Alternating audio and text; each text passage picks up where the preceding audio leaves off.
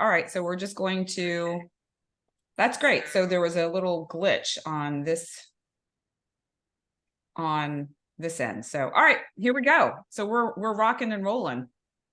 Yeah, it is. It is a Gemini full moon, which is Mercury, so it may illuminate technical blockages. You know, They I may feel like come that, for.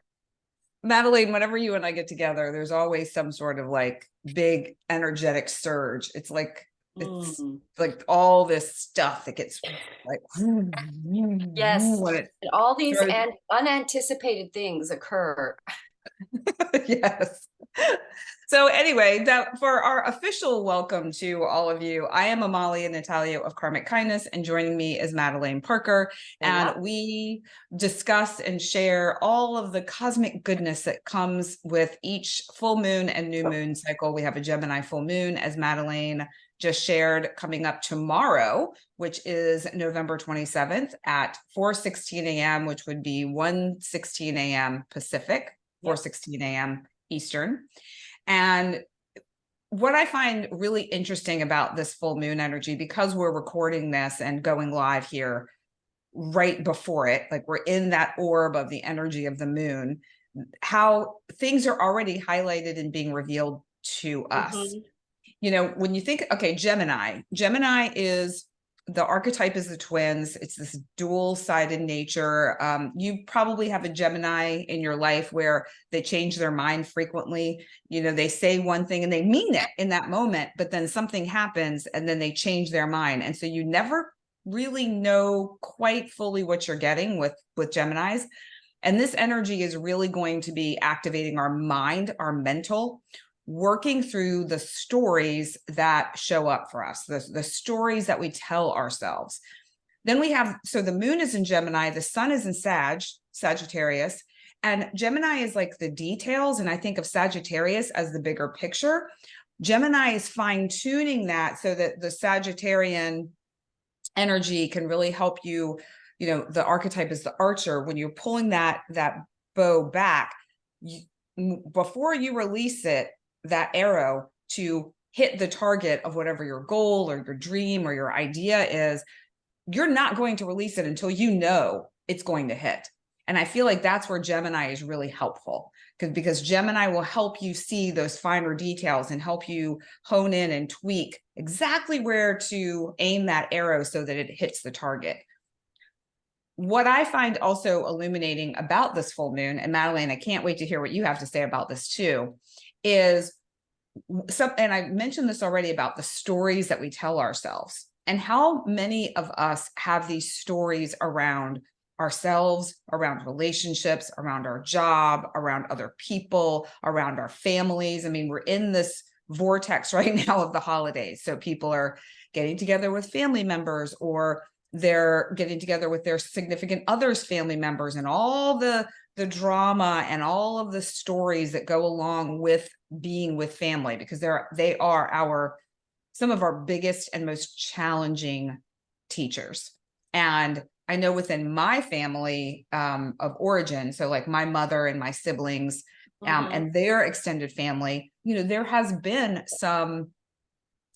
been some tensions, and there's been some activations where there's some discomfort within the structure of family, where one person has a mindset of like, this is how it needs to be, and the other members of the family aren't aware of it, and then they get pulled into the upset of a family member who's not getting what they need or receiving what they feel they deserve. That's a big one.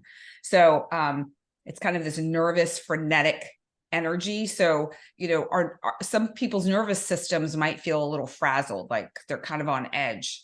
And to be aware of that, and to take measures to find strategies. And I have a few on my YouTube channel to calm the nervous system, to bring you into balance. I mean, breath is one of the easiest, cheapest, simplest ways to come back into balance. Inhaling through the nose for 3, exhaling through the mouth for 4 to 6. And you can do that in through the nose, out through the nose too. All different ways. I mean, deep belly breaths, putting your hand on your belly and breathing deeply into your abdomen, and then filling your chest and then breathing out. There's so many ways that you can bring yourself back into balance, and going in nature is another great way. So there's more I would love to share about this, but I'll share more along the way. So I'd love to hear, Madeleine, what you're seeing in the stars. And I know you were doing a deep dive this morning. Oh yeah, crazy, crazy. But I just want to add to your solutions there that you were giving about being too nervous, energetically fried or whatever, is to ground on a rock. Grounding is also, just to add that little bit to your fabulous list. Yeah, that I love that, because that's another simple, easy thing to do. Yep. Is to just, and rocks are incredibly grounding. Yep. I mean, and the earth too. Somewhere. Yep. If you can barefoot somewhere and ground energetically with the earth, you're grounding. And I love to do with my clients and stuff, I love to do really major grounding meditations where you feel completely connected to the earth. You feel your weight on your chair. The chair is connected to the earth. You feel completely blended with the physical. Anyway. Yeah. That does feel really nice. Feeling your weight on your chair like grounds you, you know. I need all that, because I'm very in my ascendant is 0 degrees Cancer, so I'm right on the cusp of Gemini Cancer. So as you can see, I'm a really nervous, movie person. In Vedic, I'm Gemini, so I'm very like a lot of movement, because Mercury's sudden movement, like you were talking about, is mutable, it's changeable. And you're right, you want to, when you make plans with mutable Dan, yes. we have a Gemini friend whose name is Dan. And I always know when you make plans with mutable Dan, they're mutable. So anyway, the point being, yes, about all that, you know, we're definitely in a very interesting time here. We're really seeing something. Astrology is confusing, because a lot of times when you're giving readings and you're looking at what's going on in the transits, there's a bigger story at the end of the cycle of each one of these particular planets is going through these cycles. So we're really looking at the end of a 2-year cycle here, story with Mars.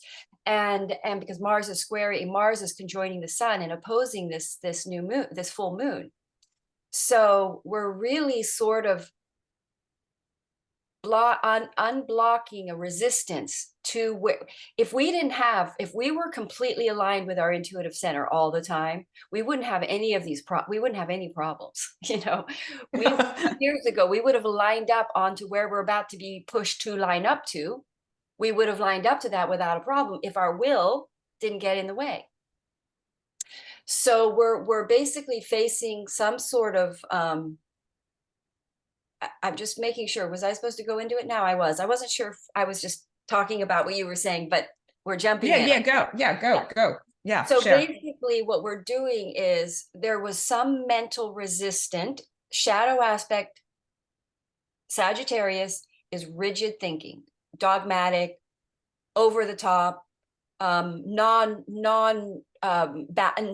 rigid, like one way or the highway kind of thinking. And so now what's happening is this whole journey we've been on this end, because we've ended a Mars 2-year cycle. So we're initiating a new Mars 2-year cycle. So we're at the end of this other cycle where our resistance, because Mars is the mind, it's Aries, it rules the head, which is the mind wants to run the show, the head. And then with Sagittarius, it's the way it is. We're going to make it like that, right?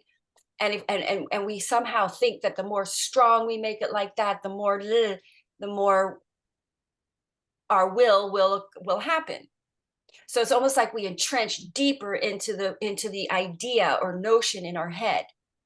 But there's a destiny at play here. There was where we're supposed to be had we not locked on to something here. So we're going to see. I will show you the chart. Is it time for me to show the chart? Yeah, go ahead. I'd love it. Yeah, we're going to see here where we didn't know mentally, Gemini, to align with our destiny, because our mind and our knowledge up to that point, our awareness and our consciousness up to that point couldn't see it, our minds are limited. Hey, Madeleine, would you mind you have your You have a synastry up between you, like a transit chart Oh rather. yeah. I'm looking at, you're right. You're right. Yeah, it might be confusing for people. There we Thank go. you. I was just, you see, I've got this, interestingly enough, when we were looking at my chart, I have this entire transit squaring my moon, Saturn, which is right on my moon. So I'm having an exact experience around this. And this is a Mercury ruled full moon, by the way. And Yeah. anyone who's having a Mercury profection year, you're going to feel it the most. It's sometimes not really the signs that you are that feels it stronger. It's if that planet that's ruling this full moon is your profection planet for the year. Would you elaborate on that for folks who may not know what that means? Yes. So I'm going to pop up a chart right here. I'm going to pull out of, I'm going to open annual profection, and it's very helpful. It's very important, actually. Let me pop it back up. Sorry, it really helps you understand how, and when I'm doing readings for people, because it's hard to know which transit is going to feel, they're going to feel it stronger, right? So I'm going to I stop. think you're, yeah, I was going to say, you're going to have to stop I'm going to sharing. stop the share, and then I'm going to go to it here. There we go. So I got to pull it down here. Yeah. So there's the, so what we have is every year of your life, the planet that rules that house. So in other words, you start at 0 is your first house. So every year that you live, that house, what lands in a perfection calendar, you can calculate it for yourself, but it's easier this way. Like when you're 56 years old, it's a 9th house year. So whatever planet is ruling your 9th house is the planet that whatever transits are happening that year, you're going to feel they happen. I mean, it's no doubt. I've been watching this. I'm a Mercury profection year. Every Mercury transit, something happens with me, boom. And other major transits that are occurring, I'm like, whoa, why is it? Am I not feeling that? And so then it's because I'm on a Mercury profection year, and right now Mercury is in Sagittarius, really close to my sun. This is a Mercury ruled full moon. So we're going to go back to. That's really cool, Madeline. I had not seen Yeah. that chart. That makes it so easy to see another facet of the energetic experience that you're having. Yeah. And Really cool. yeah, and I test all these things out for myself. I mean, I learn about them in my studies, but then when I just sort of apply it to my own notes and I'm studying it, I'm like, wow, no, that is pretty impressive. I mean, it really does Yeah. impact you. That planet you will see that transit in your life. Like, so anyway, so bottom line is back to where we were. Here we are with the Mars and the sun conjoining. They conjoin every 2 years, and every time any planet joins with the sun, there's a cycle. There's a kazemi. There's a purifying of the motives. There's a reconnection with the solar revitalization energy. Basically, that energy is revitalized and reinvigorated and ready for a new beginning as it comes out of combustion, which is, I think, I'd have to check and see when that is, but it might be a January. Anyway, so it fortifies also the energy of Mars, and the sun is giving everyone a lot of energy, a lot of motivation. This is an interesting time of the year. We're really going to see a lot of things happening, people moving. A lot of planets are direct. We're going to have Jupiter going direct at the end of the month. So we're seeing a lot of like energy, motivation, people needing to do something. There are things, something stuck in everyone's lives because of this big square to Saturn. See, there's a big square to Saturn right here. And this is an opposition to the moon. Well, I should get it to the moon. Well, let me get it to the full moon here. So there's an opposition to the moon. Let me just get it to the right. Oh, time here. So there is the moon at 1 degree close. And where's the moon? Top Sorry, right. guys. Yeah, I got to get it to, so we're on the 26th. So I want to go to the 27th. Yep. The moon, what? Oh, because I'm in hours. Sorry, guys. Sorry. Gotta go to days. Now we move it. Okay. So There we go. So let me edit that. So we want to go to 1 a.m. there around that time. So now we go. It's a 4 degree, 5 degree, 4 to 5 degree. So so we have the opposition right here, and then we have a big T square to Saturn.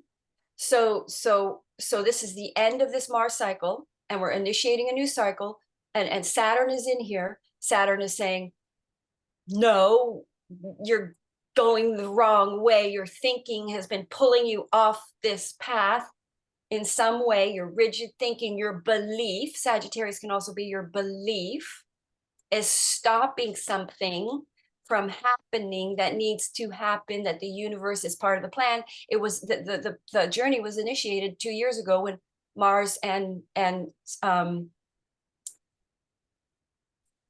Mars and the Sun conjoined in Libra. So in other words, we're wrapping up. We've got the South Node, which is in Libra, at the same time. So there's something about relationships, some sort of belief system, some sort of rigidity, resistance that's stopping us. And then potentially also we're going to talk about letting go of relationships, or some sort of habit in relationships, some sort of way of, shall we say, acting in relationships that is not authentic. That is part of this blockage. So it's some sort of belief, resistance, attitude, rigidity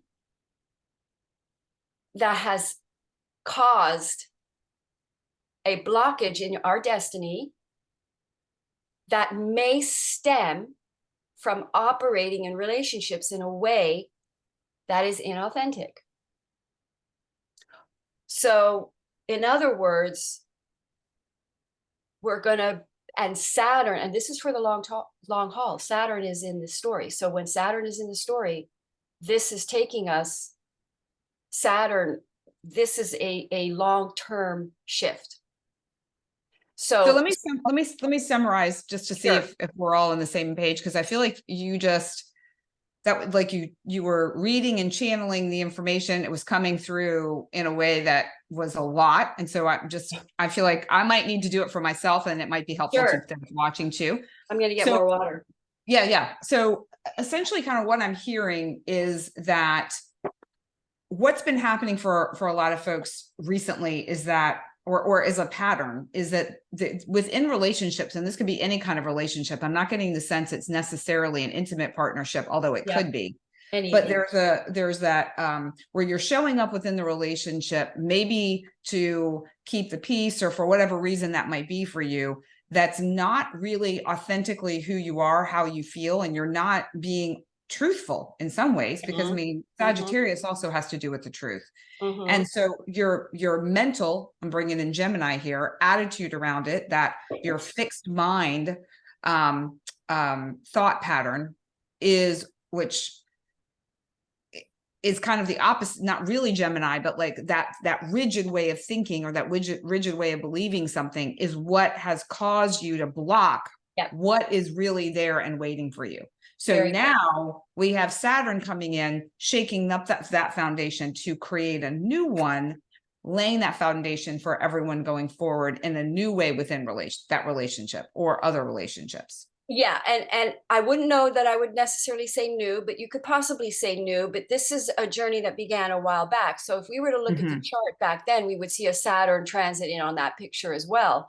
Gotcha. So in other words, Saturn is saying, you can't think your way out of this one anymore. Like, I'm going to give you an example. For instance, I know someone who's crunching up, they've been on their path and they're crunching up to rent, and they're like not sure that they have rent, and there's something they're doing that they aren't doing, or there's a resistance to it. They're thinking they can't do this, like they have some perception that going down this route means they've failed.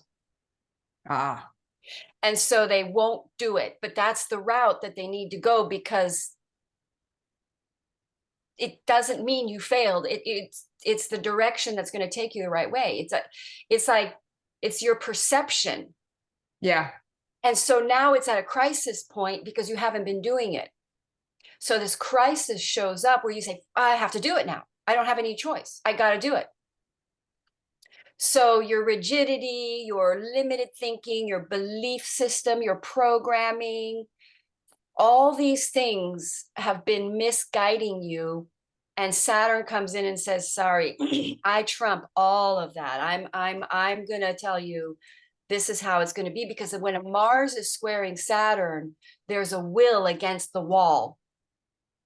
The will not, your self-will will not be, even though Saturn's in Pisces right now, which is interesting because Saturn in Pisces is very fluid and a little calmer and a little more weak in a way, but it's emotional.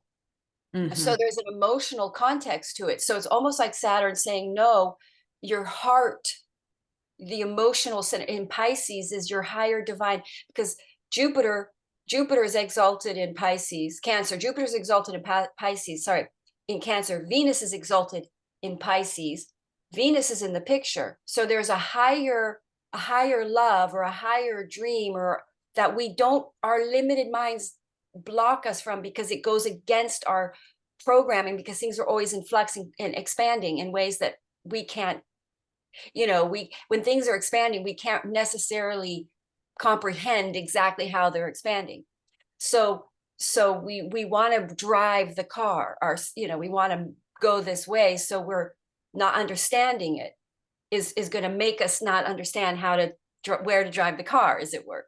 So now Saturn comes in and is like, you can't go this way. We're going to square, boom, this way. And you're gonna have to do something. You're meeting a wall, you're hitting a wall somewhere. Like, you've got to pay that rent. You've got to figure this out, and you got to make a big choice, a big step up, a big doing it. And this is interesting because in the last couple of eclipses, we still haven't really seen some of the changes those eclipses have shown in the chart. Like, I've been watching them. And now Venus is at that degree point of the eclipse, the Libra eclipse, with the South Node there. So we're letting go of our blockages to what those eclipses want to bring us. And, I'm personally going through it. I can see it completely in my life, because I'm at a point in my life where I have to make a very big decision here. I have the South Node, and I'm rising sign Cancer. So I have the South Node in Libra conjoining in my 4th house. So there's and I've been looking for somewhere to live, basically really where to settle for the last 2 years. Yeah. I can figure that out. I'm a nomad. I grew up as a diplomat kid. I traveled the world. I'm Sagittarius. I'm a nomad, so I'm at a precipice now where I have to make a decision. And so I'm literally, I'm forced to go against some resistant mentality of my own around these choices of where to be. And I've been on this path at least for 2 years, for sure. So it's basically the universe. Well, The other thing I hear you saying, Madeline, yeah. is that some of this is ego story too, and perception. We're talking about the stories we tell ourselves. And, the example that you gave, I don't know the details around that, but I can feel that for myself and for people that are watching this too, that there's some story that we are attached to, that if we make this choice or we make this decision, means that, like you said, like that you failed. It means that we screwed up. It means that we made a mistake. It means all these things that we make it mean, when really it's just perhaps that we've been resisting the path that's been available to us all along, because it seems like it's not a good path. It seems like it's one that's going to take us down a road that we don't want, when really it's the path that is divinely guided for us, and divinely I would almost, orchestrated. yeah, I would guide you out of the word seem, because you think. I would say that it actually seems different than what you think. I would think that if you went with how it really seems, if you were to go really like in your intuitive center and then apply your logic to your intuitive knowing, you would say, yeah, it's pretty obvious. This is I should be doing this, or this is where I need to be going. I need to get over myself. I need to get over my ego, because the full moon, this is going to be tough for some people. I mean, it's frustrating. It's hard. It's like, there's a perceived sense of power around this. It's like, this is how you think you're going to be in your power. So there's a surrender, there's a giving up, I've failed, I lose, I can't do this anymore, I can't fight this through the mind anymore. You know, the mind isn't giving me any way. I continue, like we've been continuing to resist this path up until now, and Saturn goes no more. And all this time we've had other ideas and other ways that we can do, and la la la, and it kind of keep. And now it's at the point where, sorry, end of the road here. You got to stop it on some level. So I had kind of a breakthrough. I get it in a way. I mean, we can look at this now if you want. We can look at all the Yeah. 12 signs, but let me just look and see a couple more things to look at Okay. here. We do have this Venus in the South Node. Now that's a biggie. It happens every year because the Venus just, or under a year. So that's not a necessarily a big deal. But the fact that it happens on this new moon, I mean, on this full moon on the 27th, it's pretty close. So let me just look at Pluto. So it's a big, that's been happening. That's nothing new. That's right. So we have Mercury is very much a part of the story. We need to look at Mercury because Mercury is squaring Neptune during this full moon. So that's a biggie because of a Mercury Neptune square. I don't know if that it can bring clarity and make you completely change your mind, which is part of this whole thing. Because you suddenly get clarity and then you realize you need to change your mind. You've been trying to control everything and that's been ego.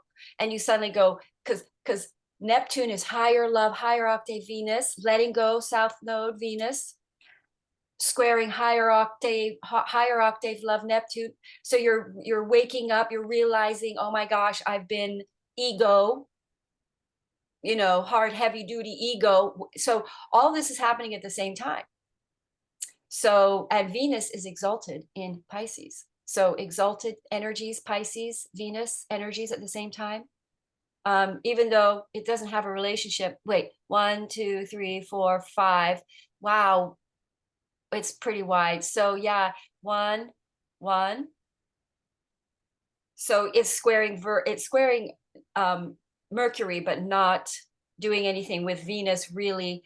So it's really more of a awakening, a realization that enables you to let go of inauthentic patterns in relationships. People are finding their authenticity because they're realizing either now you want to be careful that you don't become illusional or delusional or overly hypo optimistic about unrealistic things or when I say that I mean logical.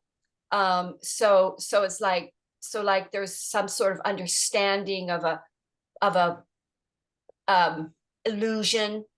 So the ending of the illusion, a square ending an illusion.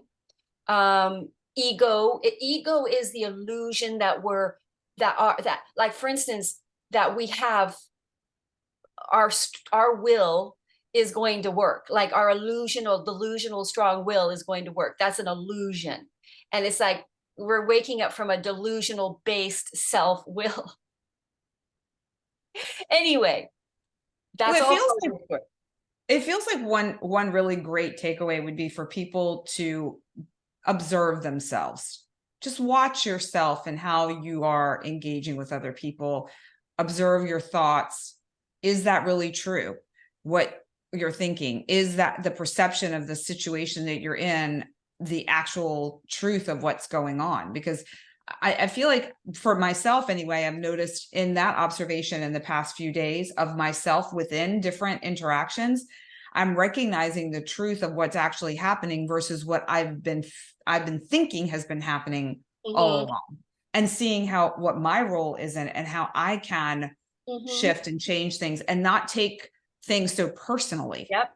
You know, Bang on that. I think that's a really good way to because like I'm looking at the transit and then you sort of translated it into sort of layman's terms, as it were. But I agree with that.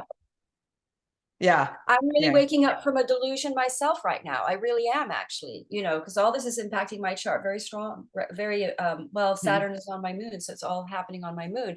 And I'm really connecting with my ego delusional, rigid thinking, delusional based rigid thinking. Oh, that's fun. That's fun to go there and be like, Talk oh, about wow. the tower card. Your brain just goes like, whoa, like now you see things differently. I mean, it's interesting. Some of these transits I think will play out hard for people in the form of a crisis, ego breakdown, ego Yeah. dark night of the soul, ego burn, ego crash, because we just are trying to control things, and you can't. Nature, you can't control the universe, you can't control a butterfly, you can't control the expansion of things, you know. So should we do all the 12 signs, go through Yeah, them all? let's rock on to the signs. We're going to start with Aries, obviously. And thank you for those who are watching. If you have any questions or comments, or we share something you want clarity on, like just drop a note in the comments, whether you're joining us now live or you're catching the replays. We'll pop back on and see what's going on, and we'd love interaction. It would be super fun. I'm kind of toggling back and forth between where Madeline and I are, and on Zoom, and going over to YouTube. So if we miss something, we'll get back there. We'll get there. Yep. Okay. All right. Aries. So for Aries, you guys have Saturn in your 12th house. Wow, that's pretty interesting, intense time to have Saturn in your 12th house. So it's like, it's kind of like, talk about your blind spot, because the 12th house is a blind spot. In astrology, we all have a blind spot where we're kind of doing this too in our lives, where we're just like not, and so that blind, so that blind spot's coming up, and basically messages that you see the reality, you see the practicality, you see why you've been resisting something, and now it becomes practical. It's more reality based, actually, in a weird way. I mean, because it's the 12th house, which is not necessarily reality, it's more past life. But the point of Saturn in the 12th house is point of Saturn in Pisces in general is to ground the ungrounded, is to bring down the ethereal, the imagination, the untangible, make it tangible, right? So for Aries, something now becomes more tangible. Something becomes, and if their ego, they've been blocking, they have the North Node in their first house, so they're redirecting their lives very strong ways. It's a big restart for Aries, ruled by Mars in this lunation. So they are having a big change of mind because Sagittarius is their 9th house. So they're having a big opening. The sun is illuminating a problem in a belief system that they have that's been resisting them from, and causing a blind spot, squaring that, or actually this lunation is revealing the blind spot, the resistant thinking that's causing a blind spot to the practical way that they can go forward on something that they've been resisting, because they have a belief system, rigid belief, narrow-minded, box thinking. I'm being tough on Aries because I know one. So speaking to this particular Aries, I'm kidding. I'm just kidding. But anyway, so, and plus they have Mercury there right now, in their 9th house. So they are definitely that, squaring Neptune. They're waking up to a delusional experience that they have, to some sort of rigid belief that's causing them to sort of live in a delusional place around something. Now, Neptune and Saturn are in their 12th house, which is the country, which is rural, which is institutions, or your, shall we say, karmic past life patterns that are here to be cleared in a way. And so you have this truth, the depth. It's like a spiritual, shall we say, realization to, it opens them up spiritually to a spiritual new path, as it were, or a new in reality way, some kind of new structural something in the country or rule. So they get redirected to creating some sort of restructuring in their life, either if it's in the country or it's in an institution, or they're really restructuring a big belief system that's going to last them a long time. Go ahead, Amalia. You look like you're ready. I'm ready. I was like, you said a couple of key words, and I wanted to jump in, but I was like, no, I'm going to let her finish.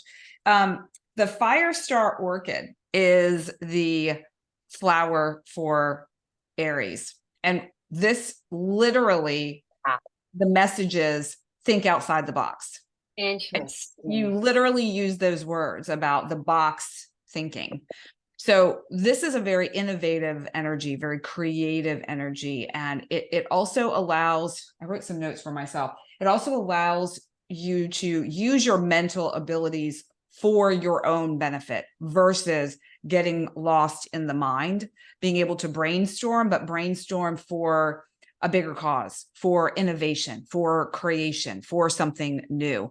And I mean, Mhm. Aries are the innovators. So I feel like this is actually really a very supportive time for them. And this would be a really great flower for Aries to bring into their life right now, whether through screenshot of this, imagining it in your mind and asking the spirit of the plant to support you, using the Lotus Way or any other brand tinctures or mists. I mean, I have some here, where you just, Yeah. and Yeah. I know Madeline, you and I were playing with these a little bit when I was out in Yeah. Sandpoint, like to be able to just spray some around and have access to some of the flower power and that plant medicine that's not psychotropic. You can use it anytime. You can't overdo it. And yeah, this is just the Boy, do I flower. have a lot to say about that flower.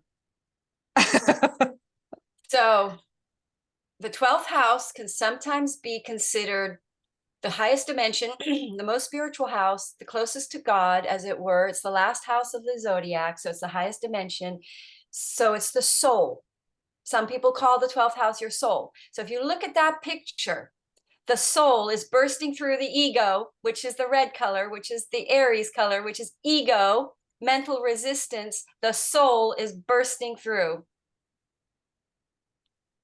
I mean, and this is also a fire Yep. star orchid, fire, Aries. Aries is fire, and it is like the star is you. The star is the soul. Yeah, I love that. I love what you're Yeah, seeing within the card that's the and 12th the house. flower. Yeah. Oh, and I haven't really spoken about their third house because that's actually where the full moon is occurring, is in their third house. And I do know very much when I follow third house lunations in my own chart that something shifts in the people that are around you. So there's a coming. So the prize in the end of all of this, Mercury is the third house, is either new people in your immediate environment, new neighbors, new work projects, new collaboratives, romance, possibly Gemini's very romantic energy with that Libra South Node, letting go of inauthentic to the authentic relationships could very well be grounded in these times, because most people's destiny that this Mars path is taking us on may involve a relationship that you've been trying to let go of or run away from or whatever. So it's part of the destiny that the mind has been resisting. But in the third house, there could be writing a project, communications, full moon communications. There's going to be a lot of breakthroughs of communication. So Yeah. there, just to All wrap that right. up. Okay. And Okay. that's kind of like that Taurus. card, where there's that explosion outcome of communication. All right. From the soul. So now we're going to go to Taurus. Taurus. Yeah. Taurus. So you guys have, I love it that I worked out this program now and I have all the houses and all the planets, all the planets in the right house for the sign, as the ascendant. Okay, so for Taurus, you guys have Aries over your 12th house, and you have Mars over your 8th. Oh, talk about busting through some kind of you have the moon in your second house, Gemini in your second house. So talk about busting out of a rigid belief around money and spending, almost breaking. But something could happen. A debt could show up, or you could suddenly decide, see you have a debt and you got to pay it off, or you suddenly decide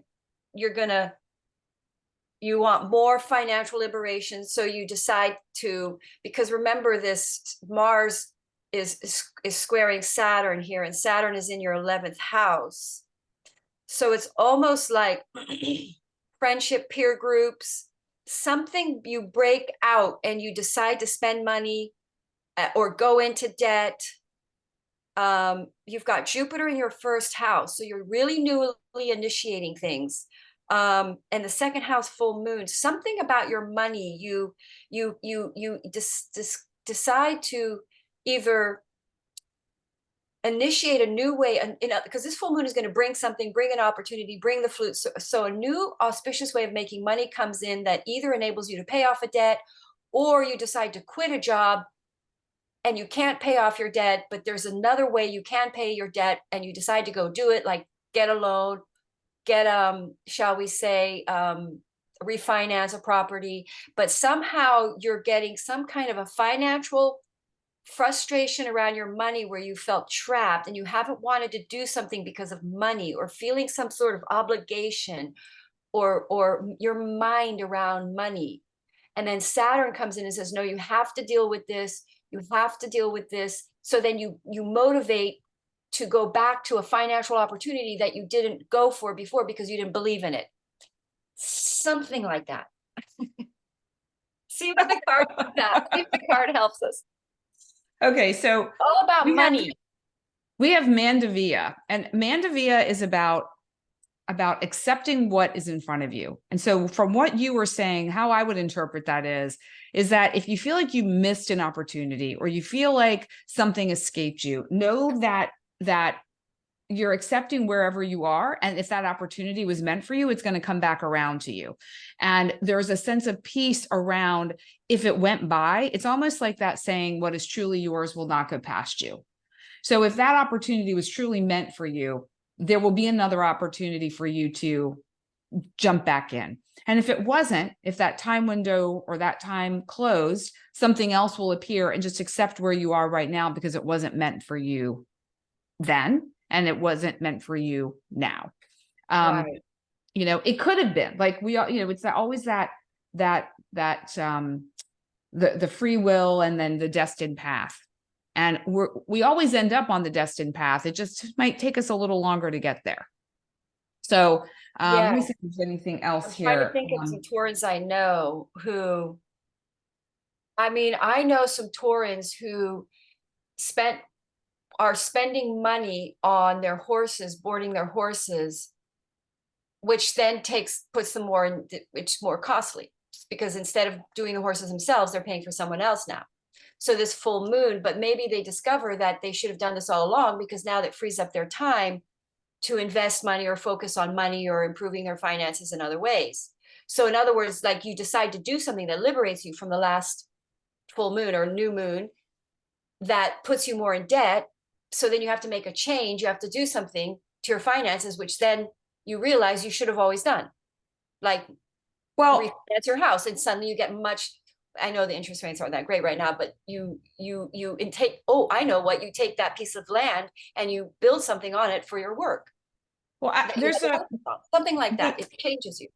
Being a Taurus moon myself, what I can say that's shown up for me around that is financial opportunities that have been presented to me, that some that I jumped in on and they didn't pan out the way I thought. Some that I did not jump in on and am looking back, and not with regret, because I don't have regret in that way, but more of mindfully yet heart-centeredly going into the process of reflection on contemplation on potential missed opportunities, and how I can center myself enough to jump into opportunities as they present themselves now. So, like there was one where it was an investment, and if I had gotten into it 6 weeks ago, the benefit of that would have been pretty large. I can still jump in now, but I'm not going to be, the terms aren't quite as good. So there was a cost for not jumping in a few weeks ago. Now, but there's this opportunity to do it now. And so now I have another choice to make. Do I do this? Why did I not make that choice a few weeks ago? What stopped me then? Is that still a valid reason now? Or was it fear? Was I scared? Did I feel like it was a mistake? All the things you were talking about before. So you have Saturn in your 11th house. For Taurans, have Saturn and Neptune in their 11th house. So there may have seen Neptune in all of that may have given you a delusional, it could have been delusional that it wasn't safe or that it is safe. I mean, Neptune, and then either way, Mercury comes in and squares it, ends the delusion of it all, which means you see clearer. But again, it could operate for some that they do get an impulsive, in this full moon, impulsive sort of delusional, because Sagittarius and Mars, they're impulsively acting, in a way that could be not good for the long term. Right. Exactly. Exactly. So good to pay attention to that. Yep. Gemini. Gemini in your first house, you guys, this is a big one. So you guys are coming to the end of a big journey that's been going on for 2 years now. And you're now ready to, let me get Gemini on here. Gemini, yep. So you're going to have this full moon in your first house. You're going to have the sun in your seventh. Wow. Are you guys waking up about a relationship? You guys are you're realizing you've been mentally very much resistant about a relationship that's true in your soul, that's in your heart. And it's just, you realize you're waking up. Neptune, Mercury squaring Neptune in your 10th house of career. But, Neptune is basically, that's your 10th house of Saturn. So you've got some sort of serious belief around something, that this relationship wasn't serious, maybe, or didn't make you look good. You wanted it to make you look better, or in other words, but it's in your heart. And now you have to be with the person that's in your heart.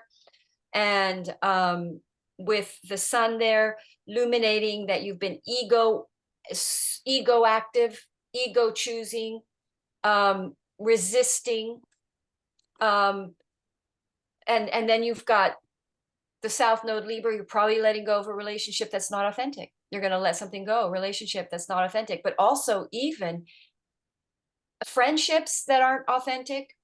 You're going to let go of, shall we say, the keeping a true relationship in a friendship term, in a friends only term.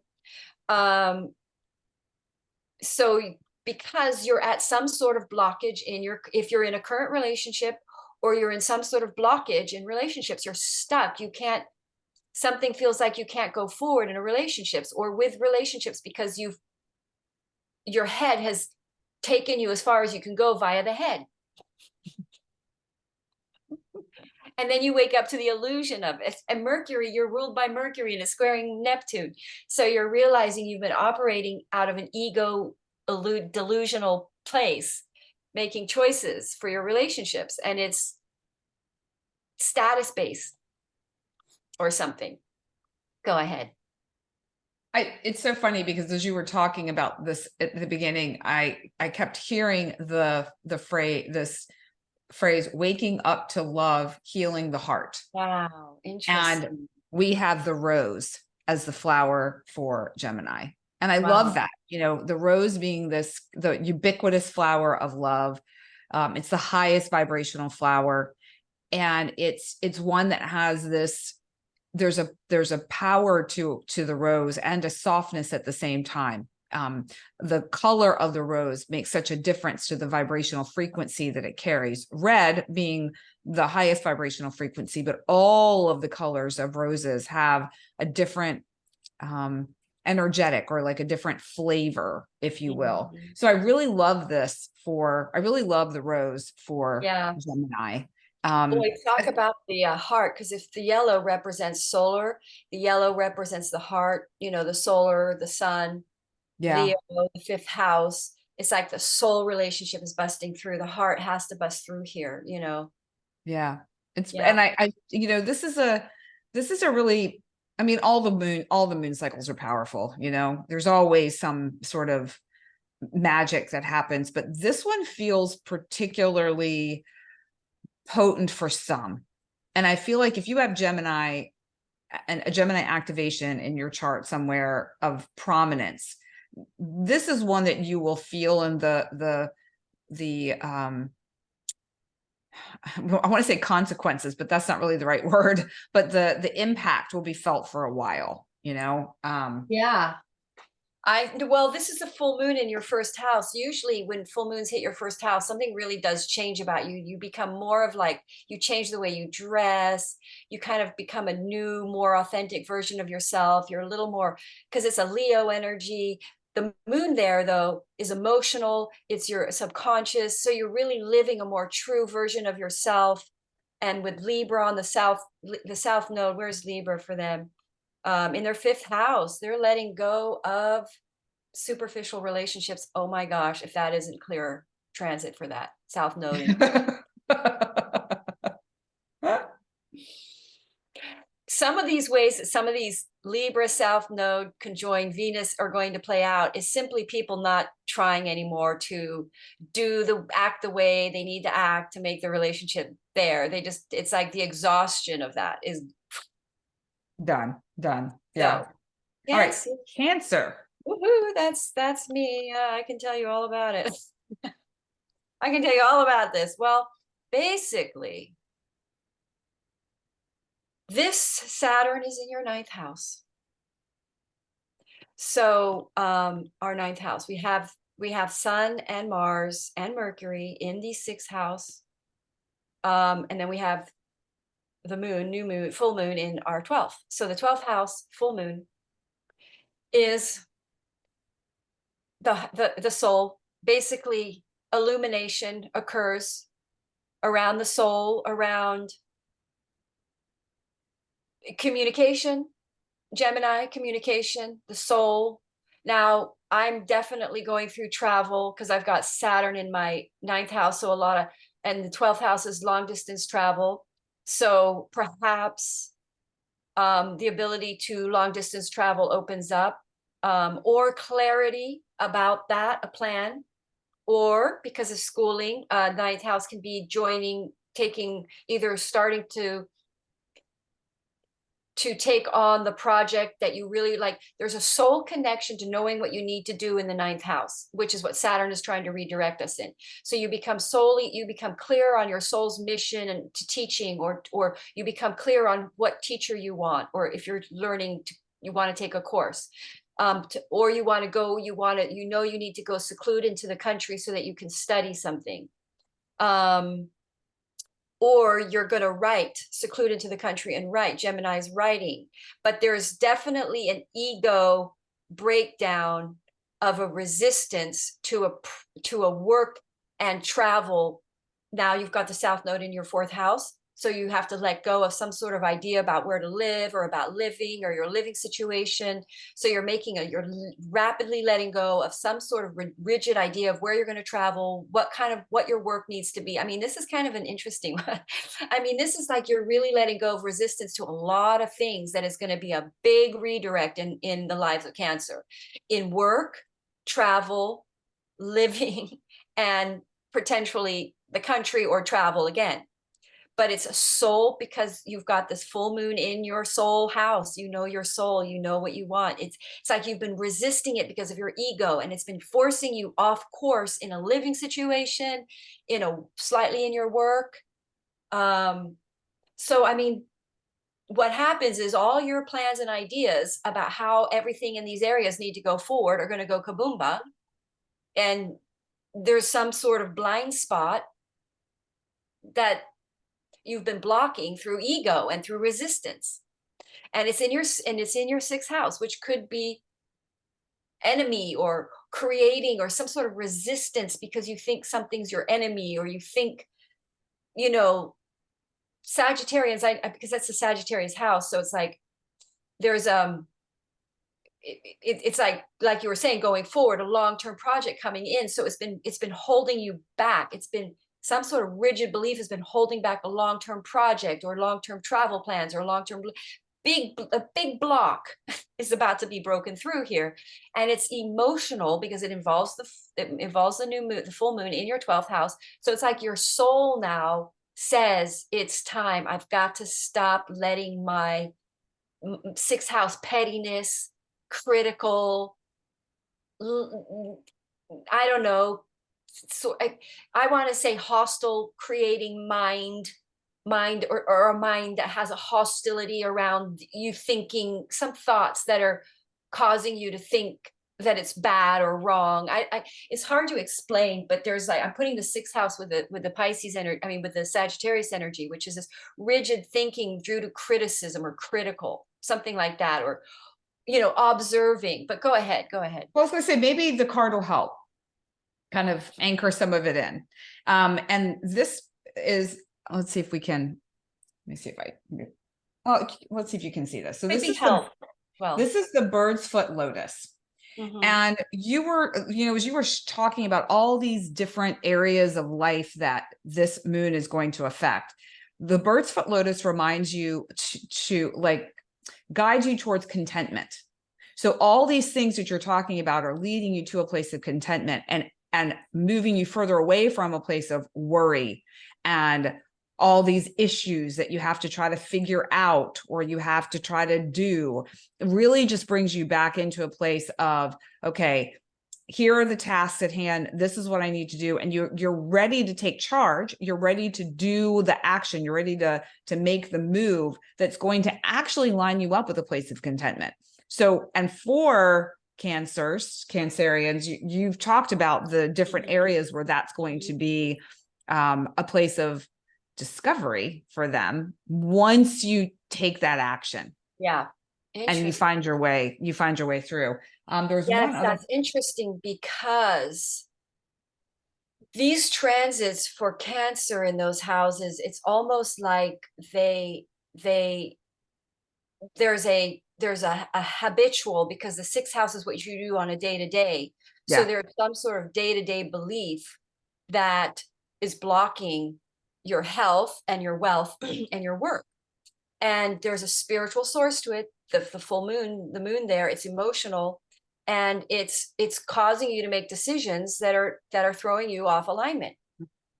So yes, and it's and on the other side of that is the clarity to what the soul really does want, what the soul is really seeking. So in a way, this full moon could be challenging, but at the same time, it really is going to be great for everybody in the end on the other side of it, you know, getting getting to the place that we're supposed to be. And so just this is bird's foot lotus for those who want to kind of keep track of the flowers. And I just wanted to say it again because it's also like the way, just taking the name of the flower itself, it's like a bird can see from the higher vantage point. Foot, you're taking that step forward. Lotus, you're in the mud, you're in the muck, but then you are emerging on the other side, feeling that sense of contentment. But there is some action you have to take. There is something that will come up that you're going to have to face and move through. Yes, in fact, that's a good thing to say for all of the 12 signs in this full moon. There's going to be it's action, no doubt about it, with that fiery Mars Sun conjoining. There's some sort of action that we take this week. It's going to be a busy week. Actually, that's another thing to look at with a full moon, with the Sun and Mars in your sixth house. Busy, busy, busy energy. Mm-hmm. All right, so now let's look at Leo. Stop. Leo. Okay, good. Leo. Okay, so Saturn is in your eighth house now. Mercury and all these Sagittarius planets, Sun in your fifth house, full moon. So some sort of resistance around a friendship, friendships plural. Now the 11th house is where the moon will be. So it's like an illumination of a friendship group or because the 11th house is lucky gains, lucky wins. So there's some sort of opportunity or some sort of thing that, like, you were almost like kind of like what we were talking about for Taurus, but some sort of illumination occurs around friendship and lucky gains and lucky wins. And there's been mental resistance around it that is rigid, that is limited, that now is able to, shall we say, like there's a point here where you have to take some kind of because remember, we're talking about blocks and we're busting through a block in the eighth house. So there's something about finances and money that because Saturn is there, that's been squaring your ability to go forward with something that is Sagittarius, potentially spiritual, or shall we say creative projects. Fire energy is very creative. Fifth house is very creative. That's been resisting a creative project going forward. And so the full moon in your 11th house illuminates, shall we say, friendship groups, peer groups, or assistance, or ways that you can help, or ways. And then you have you have a breakthrough because the moon, I'm way off the day here. Let me go back day, because we have that Neptune in the 8th house. So you've got that Mercury squaring Neptune there. And then you have the South Node and Venus in your 3rd house. So you're letting go of I would say, inauthentic communication, because the third house is also running your own business, or it's a Gemini house. So there's sort of letting go of inauthentic ways of people that are around you that are inauthentic, releasing that. It's trining your 11th house. So it's basically you're really seeing some sort of mental resistance to friendship groups that are or a friendship or relationship, resistance to some sort of financial investment or restructuring that could put you onto a project or creative venture.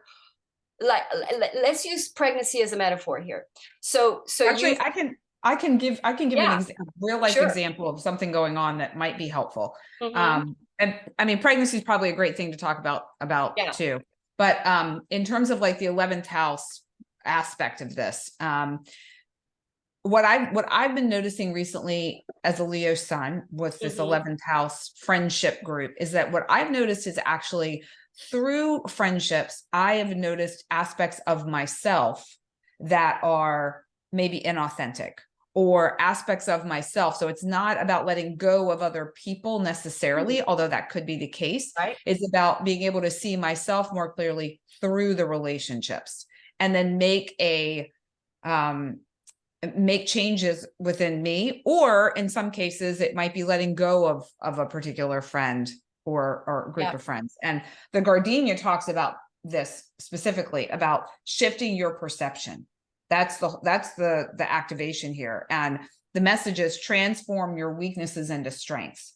So being able to see myself clearly and how I show up within the relationships and be able to fine tune myself in a way that's really more aligned with the person that I am looking to rise into versus Hmm. who my mind thinks that I am, but Hmm. it's not Hmm. really actually showing up um congruently. Yeah. They're not together. My brain is like I know. slurred. Now you know what I mean. It's like, so yes, I think yes, that's interesting. And so let's back to the pregnancy one though. Let's Yeah. say Okay. because Saturn is in your 8th house, which is a relationship for Leo. So let's say you've been resisting getting pregnant because of you don't think you have enough money, or you're afraid that you don't have enough money. Well, now you realize an opportunity comes in, or friendship groups, or something happens with that full moon that maybe your partner now is very solvent, something, a lucky win, and so you're able to go ahead and get pregnant. This will be a big long-term shift, so you shift your perception about how much money you need, and things feel more stable. Okay. But yes, this is absolutely when you get these types of you've got the nodes in your 9th and your 3rd house, Leo, so you're going through a big spiritual crisis, mental crisis, as it were. Like what you're rebalancing, you're finding a new belief that's based on and your perceptions 100%. are changing. Yeah. Yeah.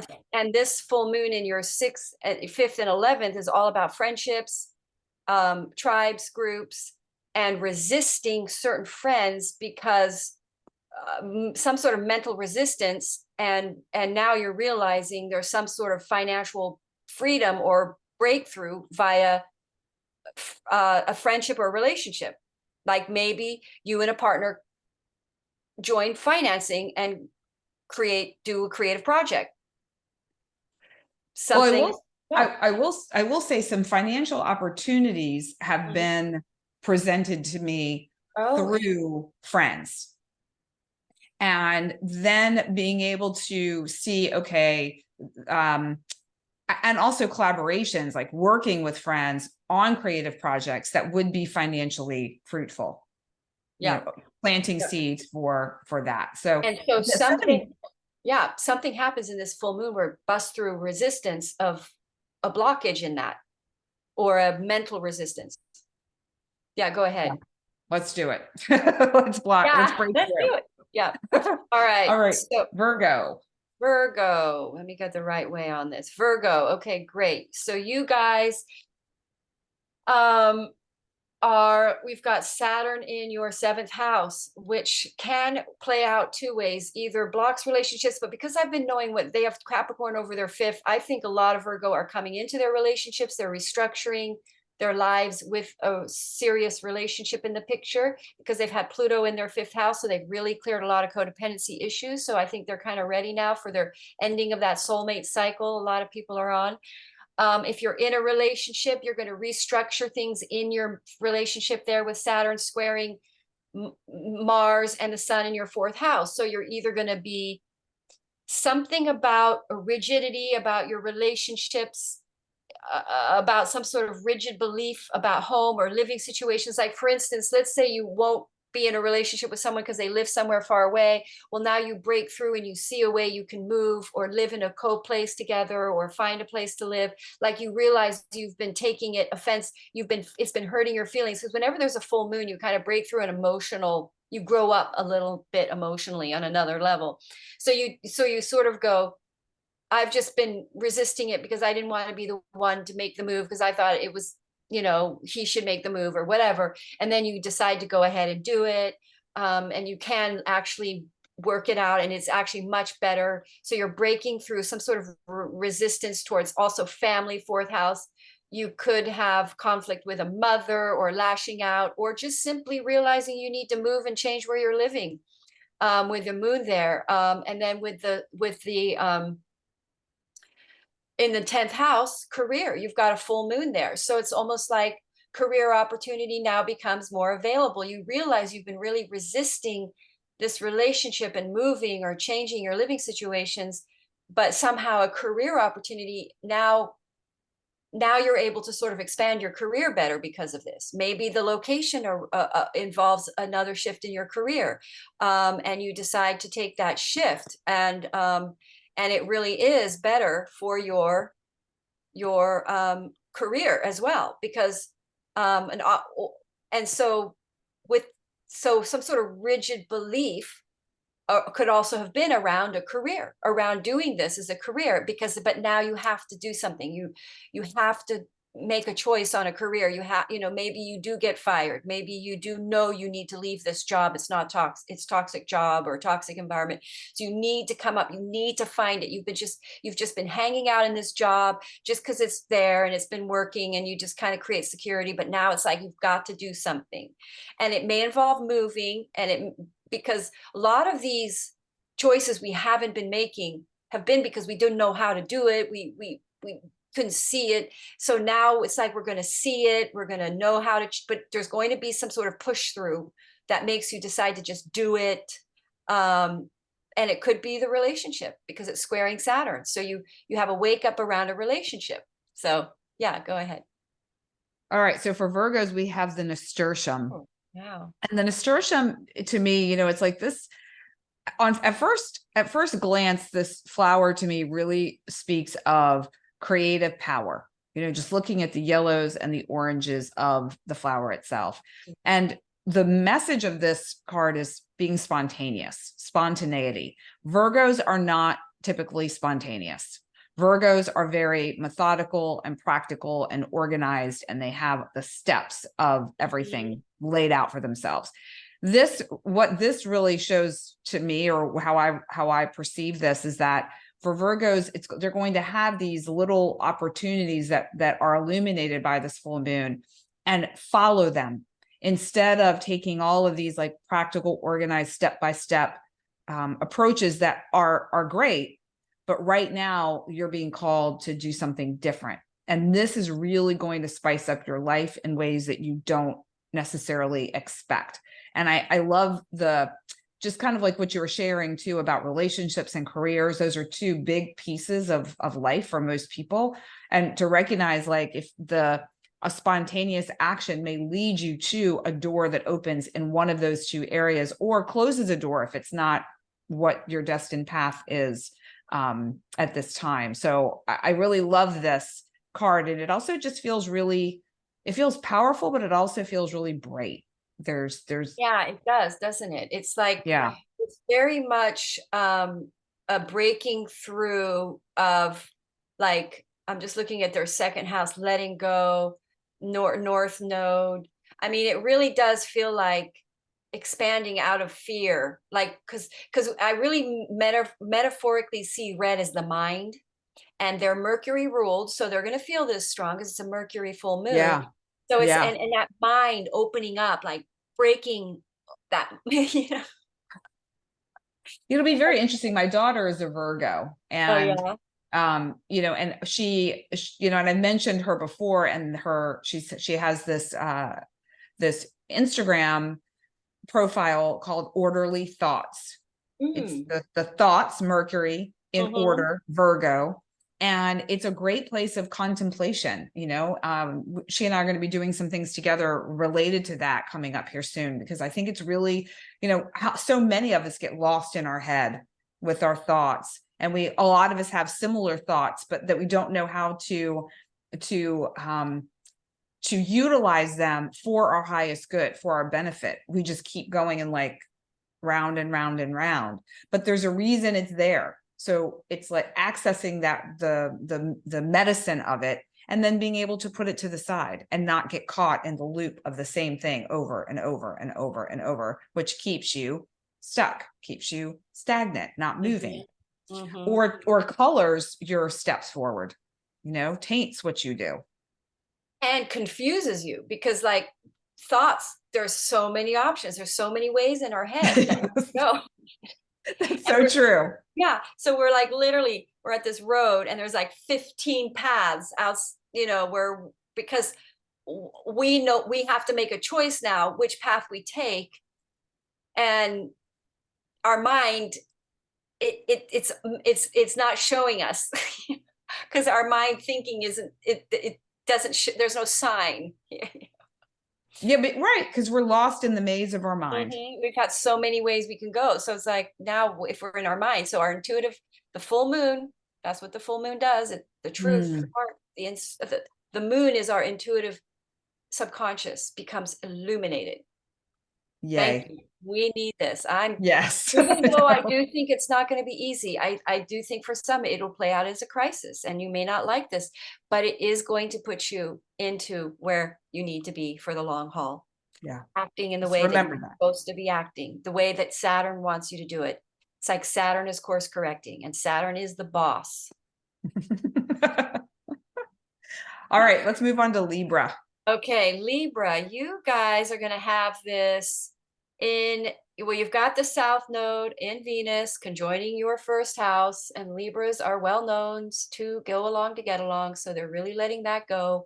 They're being much more in their Aries energy, in relationships, seventh house, selfish, that's the nature of Aries, which is okay, but they're going to be letting go of inauthentic relationships, ways of existing in relationship, ways of operating in that whole inauthentic relationships.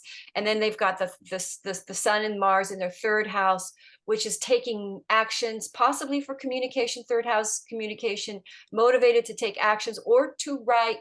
But the Gemini is in their ninth house. So Gemini in their ninth house, let me just get the Sun there for you guys. A Gemini in the ninth house. Sorry, guys, give me a minute here. So Gemini is the ninth house. So there's a full moon illuminating a belief system that has been blocking them from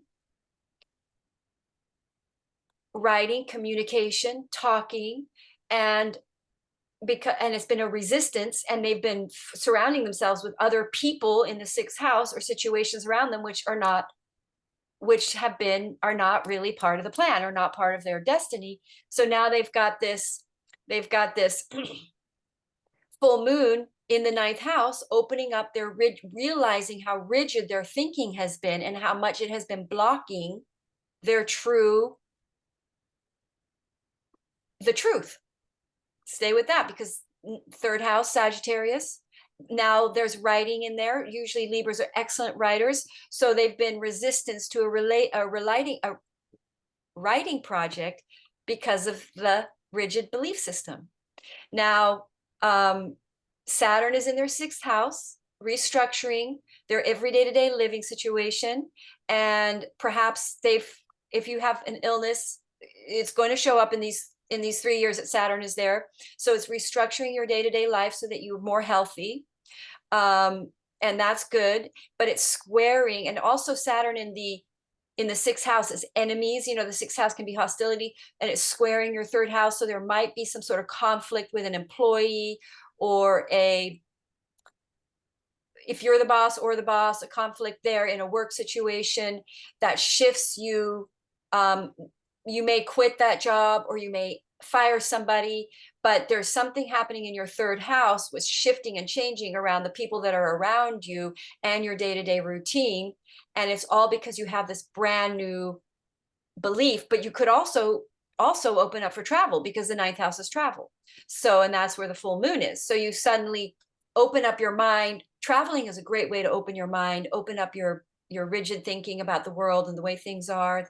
So Libras are basically breaking through a resistance towards doing what they're here to really do in that third house, which is, if you're a writer, writing, website, social media, and basically ending toxic patterns. Something has happened that you have to stop. Like, something has either happened with somebody in that, you know, in the sixth house, a work employee or a boss. Something ends, something has to change. And so there's some sort of progress now. You have to keep going because we're still progressing, but the way we've been progressing can't keep going. So you have to change it, but you still have to progress. So you have to open your mind so you can keep progressing, because there's a way you've been thinking that hasn't enabling you to progress around some kind of a project in the third house. I hope that's maybe the way to do that is using the African daisy as a launching off point, because the African daisy allows you to recognize your talents and your life path. And so it could be that Librans are missing that. Yes. It's as though they've been resisting what they really want to do because of some sort of rigid sixth house, you know, negative, because critical thinking. Mm-hmm. Right. And it's a reminder too to really have a little bit of fun in the process, like not this like you know, feeling the responsibility of it all, you know, especially when it comes to relationships, feeling like you have to, you know, show up a certain way, or you have to do certain things in order to keep the peace within the relationship. It's like letting some of that go and just relaxing a little bit and having some fun for yourself, and recognizing the talents that you have, recognizing what you actually truly are interested in doing and where you'd like your life to go. So the African daisy for Libra. And you know, yeah, what's interesting to me about all the other cards have been yellow, orange, and this one's white. And this Mercury and Gemini and Libra is the air energy, is white. It's the intellectual, it's the writer, it's, you know, all that stuff. So it's almost like the Libra-ness of them needs to come out. And there's that pink color, which is romance, Venus in their south in the south node in their first house. It's like their true authentic Libra-ness is coming out, busting out of trying, because Libras are always seeking connection. So the relationships that they are choosing is holding them back from being their Libra self, their full white light. Yeah. Beautiful. Love I it. love that card. That's such a pretty card. I love that card. It is pretty. All right. So now we're going to go to Scorpio. Scorpio on the ascendant. Okay. So you guys are releasing, you've got Venus in the south node in your 12th. Let's look at where, okay, so you have the full moon in your second house. So great.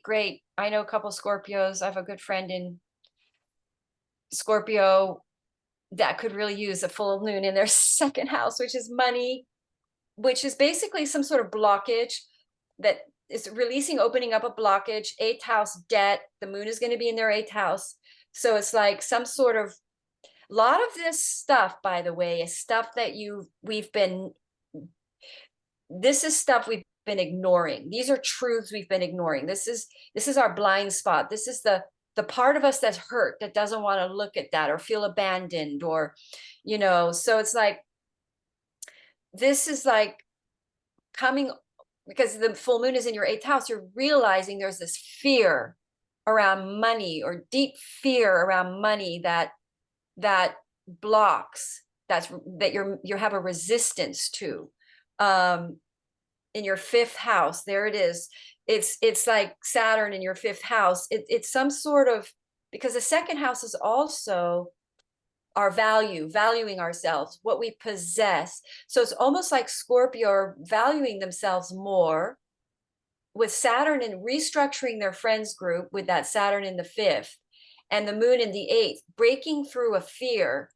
You may come nose to nose with a fear that you're manifesting through your fear. And there's a resistance to the way you're supposed to be making money. So in other words, there's a fear, resistance. I want to say towards, and then the sun illuminating your 2nd house, it brings you clarity around your resistant thinking about a way that you make money that's blocking you from making money. So in other words, you have some sort of rigid thinking, or you're not, the opportunity's there, but you've got some sort of rigid thinking around it that makes you think that it won't work, because you have a fear, a lack of belief, a lack of faith, a resistance.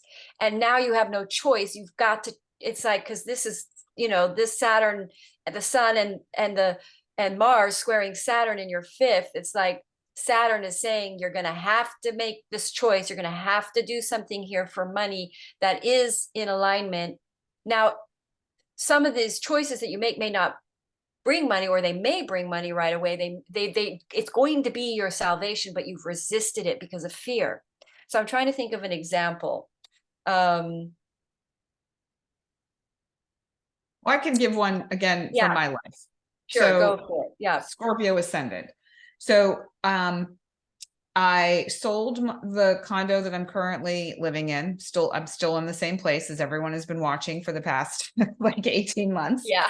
And I had that money from the sale of the condo set aside to buy another home, and nothing was revealing itself. So I decided that, and I had some opportunities to invest in some things.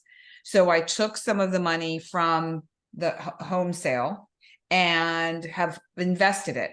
And what's scary is that, for me, is that it's tied up for a while, which means that if I do find a home in the next 6 months, the money that I needed for it is not available right now.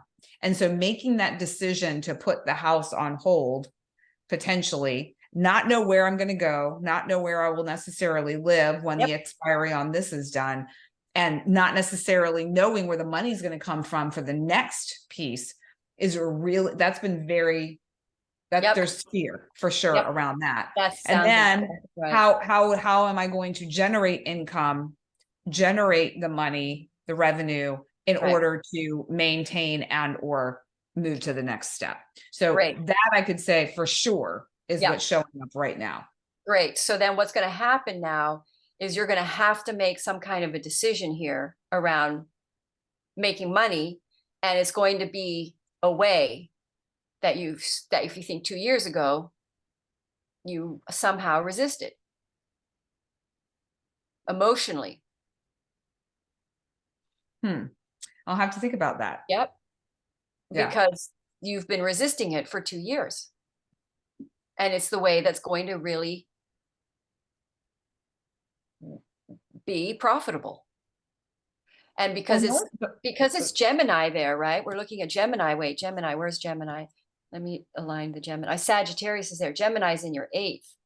So where's the 5th right now? You have Saturn in your 5th. Over what? Say that again. You have Pisces over your 5th. Oh, Pisces. Okay. Because I was going to say, the one thing I think I've been resisting is the book that I've written. I was going to say the writing. I was about to say it's got to be writing. I almost said it. I think it's that you need to get on that book. Yeah. Which has been showing up, and I have been doing that. So that's for sure. And you know what could very well bring you this full moon is perhaps funding. Now, here's something I tell a lot of people who are Sagittarius, thanks for bringing that whole thing up, because Sagittarius is very much the writer as well, the sage, right? And they often, in publishing, is the ninth house, which is Sagittarius. So a lot of people think they have to finish the whole book. You don't. You just send it out. When you fill out an application form, you have to look at your MC and your human design to know if you should do the initiation or not. But I think you can. I'm projecting. not. I'm a responder. Oh, you I'm a are? Yeah. responder. Well, Yeah. then an opportunity could come your way, but you want to consider filling out, because that's not necessarily going against responsive. But if you fill out a submission for publication and you go through that process, you discover you do not need to write the whole book. Well, I've And written it. oh, I've you written it. have? Oh, I've okay. written it all. It's Oh, just now I'm in the editing phase, and the editing, if I don't know how many writers are out there, the editing yes. is much harder and is so much more work than the initial writing. Then I think this full moon is you going ahead submitting, because you do not have to have it perfectly edited. Yeah. Well, here's the other thing is that I have had a shift in perception around what I'm sharing and what I'm saying, which is why I think it's been blocked. But now I'm ready to go. Yep. Like, let's do it. So, and the two cards. Yeah. Oh, thank you. No, yeah, I was going to say, I think that's great that that's what this full moon will bring for you, is that, darn it, just do it. Like, go for it. I know. I was like, okay, if I work on one chapter a day, I can get this done in a couple of weeks. But there were two cards that came out, and I love that with these two cards, we have some of the colors that have been showing up throughout. And we have the red bird of paradise. It's that power this is a message of focus, get it done. So it's like that speaks to me very clearly, like just focus on this project, get it done. And then the nectarine blossom over here activates a sense of, it activates sweetness, but the way I receive this is more of like just kind of gentleness and kindness with myself. And the message is you're among friends. So again, I feel like that energy of for me personally, the 11th house with Leo is very much present in terms of taking that next step and having friends supporting me in that process of creating the book. You know, I have a soul sister who is helping me with the cover and with some of the branding and different aspects of the book too. So there's so many beautiful parts of that. I was watching you, Madeline. You had something was coming through, like you were getting ready to say something and you waited. What was the nugget? It was when I was talking about friends. Oh yeah. Well, because you have Saturn in your 5th house, and it's squaring Saturn in your 5th house. So something you were saying right then was connecting me to that transit for the next 3 years. Oh, so yeah, there's a restructuring of your friends, and it most likely involves work. Nice. So it's kind of interesting that she's doing the book. Yeah. Yeah. So I'm curious. I'm going to pop back over to YouTube and see if folks Anybody has any questions, like resonating with it. No, we just have we have some highs and some really sweet little, hi everybody, some gratitude for us doing this and that sorry, sort of my thing. brain feels so unawake. I've been I slept in this morning till half an hour before this. I was like, oh my God, I couldn't believe what time it was. I feel like my brain is slightly sleepy. So I'm glad people we're being somewhat clear here. I hope. Yeah, my brain feels a little bit foggy as well. It might be that Mercury. See, I've got Mercury on my sun right now, squaring Neptune.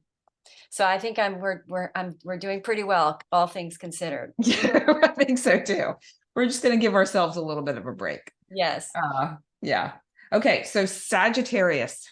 Wow, you guys, you got the sun. Wow. Big interest. You know, this is big for Sagittarians because you're going to have the new Mars cycle in your 1st house. So what does that mean? Well, this full moon, and you've already been feeling it. Most Sagittarians I'm like so active right now, working out. A lot of Sagittarians are working out really strong. I'm going to the gym all the time. I'm really into it, feeling very strong. But now you've got Gemini, you've got the full moon in your 7th house. So there's some resistance, because we've got to, let's find out where that Saturn is hitting for you guys in your 4th house. Wow, very interesting. So you've got some major resistance towards a belief about where you live, where to be. And I'm going through this, of course, this problem right now. And the solution, let's see, the full moon there in the 7th house of Gemini. So basically Sagittarians are going to be, shall we say, radically changing directions in their lives, suddenly, all of a sudden, out of the blue, changing completely, because Mercury's in their sign, squaring Neptune. They realize something, they know what course they need to take. There's this clarity. 7th house, full moon, realizing something about their relationships.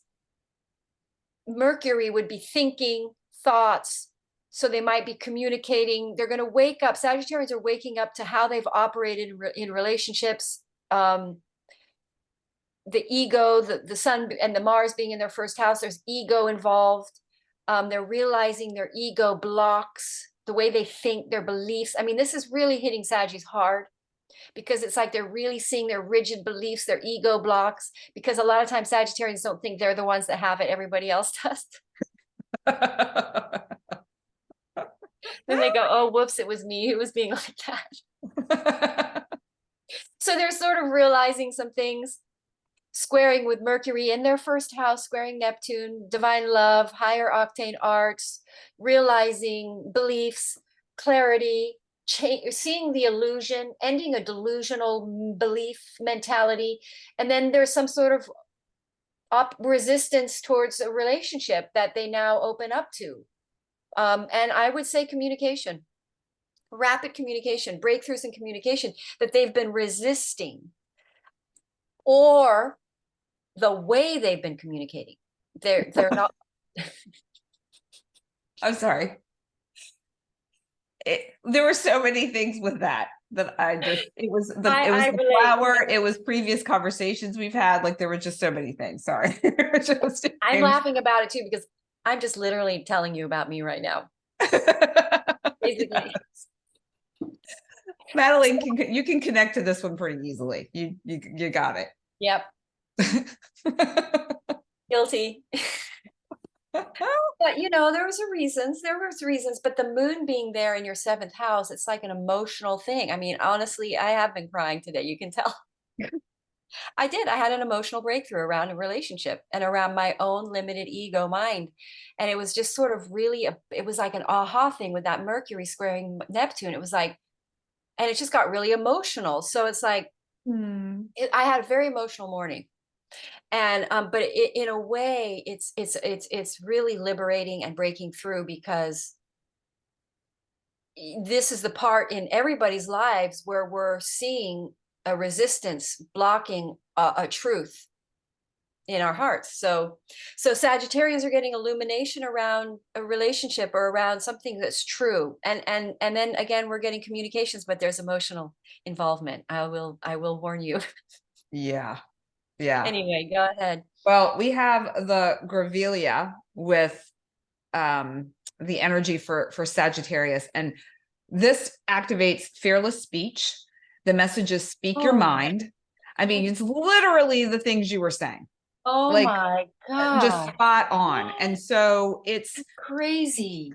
When you were saying that, I was looking at this flower and really tuning into the energy of it. And if you look at it, let's see if I can get it. Look at that with the yellow. Look at all of the little pieces and parts and the like tendrils that are coming off of it. And I don't know, it's like there's all of these insights, there's all of these nuggets of wisdom, there's all of this that is happening in your mind, and being able to organize it and then distill it down to like this little end that reaches out. Yes. And that tree looks kind of like a wall. A bit, yeah. Almost like Sagittarians are breaking through a wall. They put a wall up behind their soul, their protection wall. And it's almost like they're showing themselves through that. They're going to show themselves a little bit through the wall. Just a little bit. Yeah, in this full moon. But yes, communication, a truth. What did you say about And communication, Matt?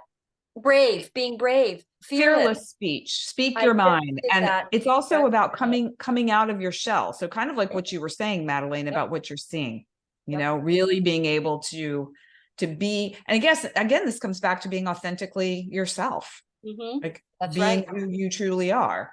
Not Uh, communicating is as much lying as communicating. And in other words, not holding back from communication is just as much controlling as communicating sometimes. And so in this Mercury full moon, we're getting sudden communications. It's almost like the portal Ooh. opens up for communicating, because that Mars and that sun comes in and says you can't hold it back, you can't resist it, stop the resistance, and the heart just, or the communication just kind of breaks through.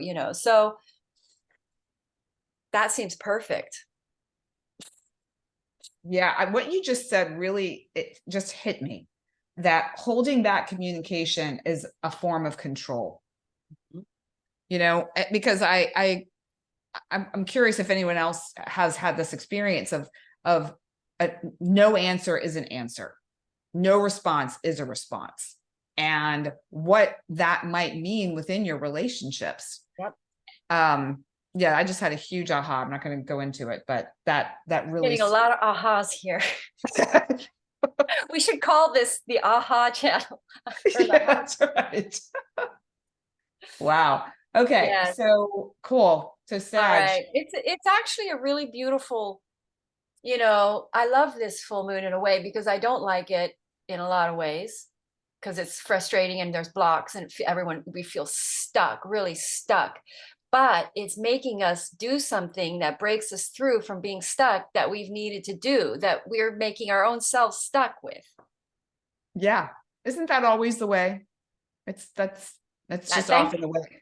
Yep. And these moons come in and open up that portal and say, yep, you can't, we're not going to let you, you're not going to be able to do it right now. You're going to break through here. It's like some sort of energy, that Mars energy, that Mars sun, just, it's very, gives you motivation, or drive, or the courage, the breakthrough things. It's funny. Okay, so we're moving on to Capricorn here, and my Capricorn husband sent me this meme from Instagram early on when we were dating, and it was this picture of this girl, a little Asian girl. She kind of looked a little bit like me when I was little, and she was crying, and she had this boot on her face, and she was just like really upset. And then the next picture showed the truth of what was going on. We think we're getting stomped on, but really on the next picture, she's laughing. You see the boot, and then you see her hand is literally in the boot, and she's doing it to herself. And I was like, oh my gosh, that's so perfect for us, like what Yes. we all tend to do. It's like we're like, why is this happening? And it's really like it's all happening like there's an orchestration that we have had a hand in that's creating the Yep. disturbance and the distress in our life. Brilliantly put. I love that imagery, because Yeah. the head is the fact the boot is on the head is like, that's our problem, our heads. Oh yeah, the thinking. The Yeah. thinking, ego. If we could just align with our intuitive knowing hearts, we would always know animals like animals. They always know the right way to go. Yep. So, okay. All right. So for Capricorns, you guys have Saturn in the third, um, Sagittarius in your 12th house, Gemini in your full moon in your sixth would be perhaps a writing project coming in, because that's a work house, and it is a mercurial house, which is day to day, also the house of day to day routine changing. Um, also, it's health. And so you're going to have Sagittarius in your 12th house. So there's some sort of blind spot for Capricorn here. Very much the 12th house can be a blind spot. And a lot of these blocks are happening with our blind spots. We're not addressing it because we don't know how. We push it aside, and it's important because it's coming in it's usually stuff from that is important. And so we go here with this Sagittarius. So we're getting this breakthrough. There's going to be a deep seated, it's potentially crisis bound in the sense that something you haven't been acknowledging now shows up that needs acknowledging, and you have to take a lot of action and deal with it. And with the, because, you know, 6th and 12th house are not the best full moons, but there's going to be, I know a Capricorn who this could impact. Most likely with the full moon there in Gemini, you're going to see you need to quit something. You need to stop drinking alcohol or quit sugar or something, some blind spot, some resistance in your head. Like it could be spiritual, like you don't want to quit drinking because you're going to feel something. You're going to feel the pain of your past life and your childhood trauma. So you keep drinking and now you have to quit it. And now you feel your pain, but the health, it's a good chance you don't have a choice. And in this kind of weather, there's no choice here. The choices are just like, you're going to have to make a choice, but what's clear is you can't keep going the way you've been keeping going. And so with this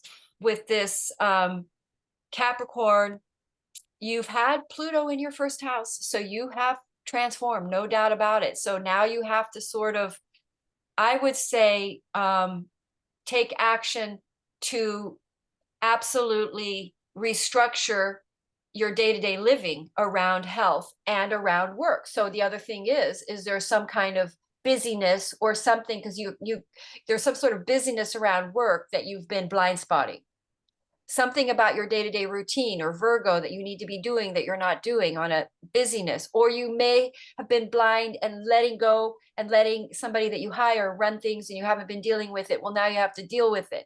But in the end, now you are more in control. You're more in alignment with your true destiny. And these are changes that you need to make. You kind of aren't going to have a choice. And a health issue could come up and you have to stop something for a while. Go ahead. Oh my gosh, this so speaks to my guy, because there's Oh yeah, work, there's a health thing and there's a work thing. They're kind of, I mean, it's obviously connected, because if you don't feel well, then that's going to affect the rest of your life, including work. Talk about a reason you have to change something because of work, because you have to work. Yeah. Well, and Capricorns, I mean, they're all about work. They're all about work. So what I think is so funny about these two cards, so we have 2 cards.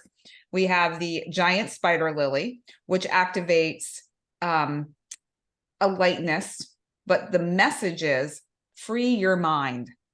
Hello. Yes. And then we have the banana blossom, which activates a spacious mind. And the message is slow down a little. Capricorns do not slow down. They are constant movers. They are constant doers. I mean, even when they're not doing, they're doing. They like to work. Yeah. So I feel like this really, really is such an exclamation point to the message that you shared and the message for Capricorns around their health and their work. It's like, you know, get out of your mind, create some space there, slow down, find those things that will bring some lightheartedness to your life, whatever that is. And well, it brings something to mind. Sorry, I didn't mean to interrupt you. Yeah, go. What is it? Well, the stressed mind that's always thinking, that's in a state of panic a little bit, trying to figure everything out, trying to work out what to do, where to go, how to get the next thing going for the work so it keeps going and all that, right? So if you're doing that all the time, you're not connecting to your true guidance. Yes, totally. And that's why, look, in this, they've got this Saturn in the 3rd house squaring it. So it's like 3rd house is your own business, but it's also your thinking, your mind, right? Yeah. So it's like they're going to be forced to slow down so they can connect with a truth. So there may be a crisis in work, so they can connect with something that's more true to them, that restructures their day-to-day living around them. Because even in the 3rd house, it's kind of like an energy of who's around you, what's around you, employees, work situations, changing this day-to-day environment, who you're around. And Sagittarius being in their 12th house is, again, the soul coming in and off setting the mind, the busy, stressed mind. Yeah, it is very interesting because we have a little staycation planned We for do? the new moon, not this moon cycle, but on the day of the new moon, we're doing this little staycation trip. Right. And it just strikes me that the things that will happen between now and then that are going to lead to the potential of him being able to actually really just be for these few days Yes. versus feeling like he has Perfect. to be doing a bunch of things or like in this work mode Yes. of mental chatter. And then to Perfect. be able to take care of his health as Right. well while we're there. That's probably why he has a health problems, because he's not doing that enough. Yeah. Well, there's a number of things, but yeah. Yeah. So, But the okay. stress, if you look up diseases, the source or the cause, most of them are stress. Stress exacerbates, in my opinion anyway, stress exacerbates the underlying Everything. metaphysical cause, which Totally. typically happens from your early childhood and other lifetimes that you just keep on carrying through Yep. the lineage until somebody says, enough, we're not doing this anymore. Yep. Clear this out. And So it's usually that is usually when there's a full moon well, clear it. Let's or an go. eclipse. All right. All right, Aquarius. Aquarius. Sagittarius over your 11th house. Wow. Full moon in your 5th. Some kind of a, you could get pregnant. Full moon in the 5th, but very much the energy of friendships, projects, pregnancies, joy, fun, what makes you happy. It's performing, could be performing energy, creative projects. And if you have Gemini over your 5th house, there's a good chance you're supposed to write or create or do some kind of a creative writing project, speaking. It's possible that you become very clear on what project to do, because there's a resistance here. You're supposed to have been doing everything that happens in this full moon. We were supposed to be doing this, but of course we're not being ashamed. We're not bad for not doing it. It's just what the universe has been trying to tap us into, like, so there's a good chance Aquarians get involved in creative projects with friends groups, or have fun time with friends, knowing they need to have more fun. And with Saturn squaring, so in other words, they may have been just too preoccupied with money, not having enough fun. They now decide to have more fun. They could be going to parties, having a fun time. Aquarians are pretty social. So they might be getting very talkative and friends with parties, friends chatty, and they meet new friends. And then it changes something about the structure of their finances. And then they realize they've had a mental resistance towards an area that can really restructure their income, or they have a talent. They meet friends that want to work collectively on a project, and they discover, because if you're Aquarius and you have planets in your 2nd house, you're going to have a talent, and Saturn there is going to help you restructure your life, so you actually know how to work with this talent. Could be musical talent or artistic creative talents, this creative house. So some sort of creative project that you've been resisting because of your mind, your thinking, or maybe you don't think they're really your friends, and you have some sort of ego. You had an ego response to them, that they're not your friends because your ego. And then you realize you're just being ego. They are your really good friends. You are supposed to take a creative step forward with them on a project. You've got this Sun and Mars in your 11th house. So you're probably, and remember, this is a full moon of communication. So you might be communicating with friends. You might be with Mars and the Sun in your 11th house. It's like a resistance to who your friends groups are. And you've been resisting something here, a project with certain friends groups, limited thinking, because Mercury's there, rigid thinking. You now realize it's almost like if you don't do this, you have nothing else to do. That's kind of the energy. So almost like the only thing that's left for you to do in your life is this. I mean, that's the kind of full moon this is. It's like, it's this, or I don't know what I do. I know it's like you've got so many options, but that's the point. You've got so many options that don't mean anything, but there's only one option that you've been resisting that's there. And we take that option. So it's like nothing else really seems to go where you want to go, energy. And it is involving people. Aquarians are here to interface with lots of people and bring people together. So perhaps you decide to start, because the full moon there in your 11th house, you start a social media platform and you have a lot of fun and creative projects on it with friends, and you just break through some sort of ego barrier resistance to who you are on social media, and you let loose, you have more fun. Go ahead. The cards were really not. Oh, wait, here we They go. weren't? I was like, the cards were not cooperating. There was like one card that I thought maybe that was attempting to come out, but then it really wasn't. And now I feel like this one came flying out as soon as I said the cards weren't really That's cooperating. probably So the card that's supposed to be. yeah. So pomegranate flower. Again, we've got this. I Mm. feel like this is like the similar vibe of all the Yeah. flowers that have come through. This activates strength. The message is detox and re-energize. And I feel like a lot of what you were talking about has to do with maybe it's detoxing friends. Maybe it's removing people from your life that are no longer aligned with you, where you're going, who you are becoming. Yeah. Let me You know, see what's here. interesting though is that sorry to interrupt, but I got Mercury on my sun in the sign of Sagittarius. So it's like, ooh. So it's almost like orange is the creative chakra. So it's like chakra, the creative, passionate. It's like stepping into their passion, because that fifth house really is, maybe that full moon illuminates their passion. What's they really creative. They discover it's a passion they haven't been doing because their mind says no, or what they think, and now but it's a passion and they want to do it. Go ahead.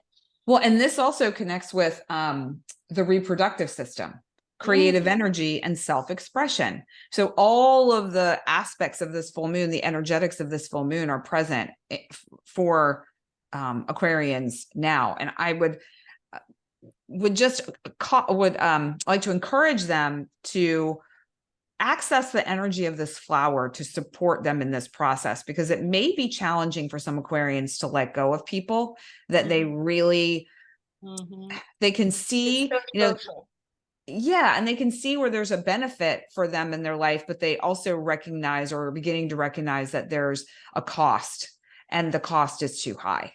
Right. But it won't necessarily be easy. And this flower would be really helpful in helping them, the pomegranate flower. Yes. It feels like their ego's been stopping them from co-creating with certain groups, and now their passion for it just breaks through their ego. Yeah. Let's see it. I hope what is the word? I don't want to say hopeful. I am confident that that will be the case for some Aquarians. All right. And we are. Wow, Pisces, you guys have Saturn in your first house. And I honestly, some people think Saturn in the first house is kind of hardships, which can be, but oh my gosh, my son is rising Pisces, and Saturn in his first house is doing wonders for him. He's becoming so much more responsible and mature. I love it. I can trust him with so much more stuff. But now you're going to have so wow, this is going to be an interesting full moon for Sagittarius Pisces people, because you've got the sun in Sagittarius and the Mars in your 10th house, and then you're going to have Gemini in your 4th, full moon in your 4th. And I do know my son is looking to move. So it's like a full moon.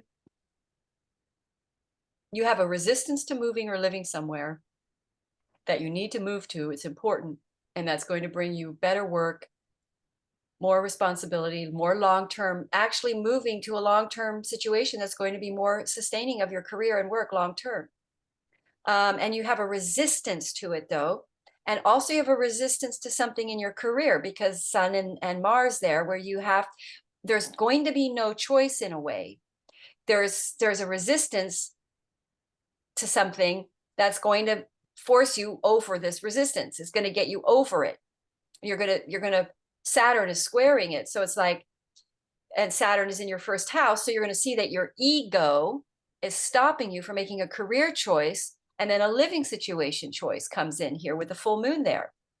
So you get off your high horse, your pride, around where you think you're supposed to live and work. I mean, that's probably the best way to put it. And so now you have to make a decision on working and living that isn't necessarily what you think you're supposed to do. In fact, this is where you're supposed to be. So it's I know a Pisces who's going through a very similar situation. It's like they don't know how to make the money, where to go to get money, how to work right now. They're like at a crisis point. And so it's like their soul knows, but their mind won't let them go there or something. And so there's a breakdown, and it opens, and it's like, okay, well, I guess I'll go here. It's open, it's available. This is the way I'm supposed to go. And it goes against their resistance about which is why they haven't been there until now. So the door slams shut for everybody in some area that they've been willing it. And so for Pisces, let me find that chart again. Here it is. So for Pisces, with that Saturn in their first house, this is big because this is squaring a big thing for them. And this is important because this is going to redirect them for their career, for their Saturn involved is for the long haul. This is an important redirect. This is important. This is changing our direction for the long haul. We're going to be stable somewhere for a long time now after this. This is the end of that struggle, the end of that journey. And so for some people, it may not be, they may not even feel it because they are where they're supposed to be. Those in alignment people, I'm kidding. But sometimes other transits would have gotten them there sooner. So, so this full moon in your fourth house illuminates your resistance to living somewhere you're supposed to live, a career that you have been resistant about. You now are left with no choice. And it actually is where you're supposed to be. And your ego and control and what you think. And this is something I work with Pisces ascendants all the time. It's very tricky with them. They want to go Capricorn. They're not supposed to go Capricorn. They're supposed to go fire. Usually their MC is fire. If they follow, I know a bunch of my son's friends are Pisces. I said, if you really listen to me about this, you're going to be successful. And they really agree with me. They've been listening. And it's basically following that fire. It looks like that card right there. Go ahead. So we have the bird of paradise for Pisces. I'm just so tickled. Like, this is so much fun. The message is quiet your mind. Quiet your mind. It also magnifies moving from your head to your heart and feeling that deep connection to others, to ideas. And the other part of this that struck me from a different perspective of the fourth house is that, yes, it could be around like your home or where you're living, but it's also your ancestry, your lineage, and maybe some limiting beliefs based on that have kept you from accessing, what am I trying to say here? Your path with your career, your success with your career. And it's been kind of holding you hostage in a way. And, when you're able to see that and break free from that and end that pattern, like we were talking about a minute ago, what can actually open up in your career that you didn't see before? Yeah. It's time. It's for Pisces. It's time to get very serious about something. They've got Saturn in their first house.